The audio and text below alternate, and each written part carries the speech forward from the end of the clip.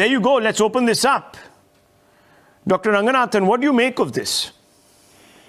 Rahul, look, I'm not surprised by the Pakistani minister's bigoted remarks. I mean, everything the Pakistanis ever say is steeped in religion. It was a nation created because of it. Basically, Allah has cursed the infidels and India is full of them. India is Darul Haram, even though our Muslim population is more than that of Pakistan. Everything happens either because of divine retribution. That the boys played well is purely incidental. So I'm neither surprised nor disappointed with what these Pakistani zealots say or think.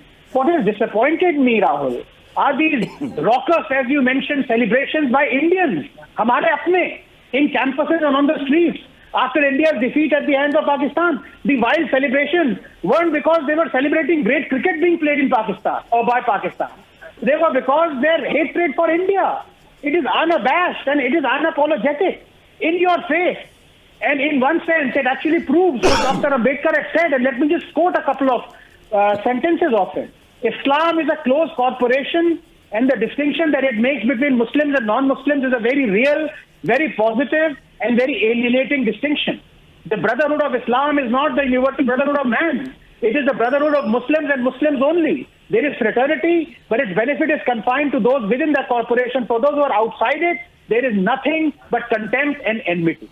Now, finally, I'd like to say, for those doofers who actually passed remarks, terrible remarks against our beloved Mohammad Shami, the point is that possibly to hide this kind of perfidy by some people who were celebrating with firecrackers the win of Pakistan, you know, you are forgetting 1 billion Indians, both Hindus, Muslims, and all religious denominations, including atheists like me, stand behind Shami.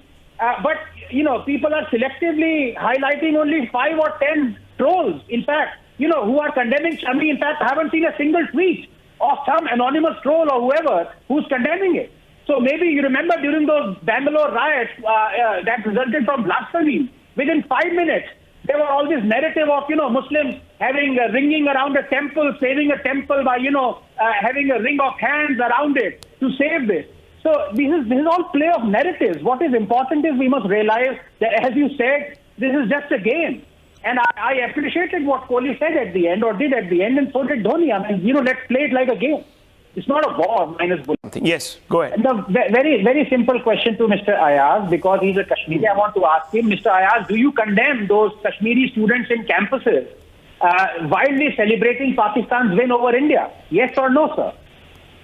No, it is, don't think of Pakistan. That's what we are doing wrong, Ranganathan. You don't consider it Pakistan in India. You consider it a game between the two teams. One has won, one has lost. No, but then why were they raising communal slogans? Game being won but by why were someone those children then students raising communal slogans? Why was that happening? That is wrong, of course. If there is anything such, that is then not why didn't then why doesn't Miss Mehbooba Mufti come out and say exactly what you're saying? Because she says, the trouble is, why such anger against Kashmiris for celebrating Pakistan's victory?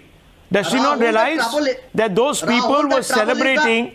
No, they were passing communal remarks in their celebrations. That is the problem. What I am going to tell him is that trouble is politics, because they are playing politics for everything. Okay. But when it is not so a matter she's playing of politics also. Not to be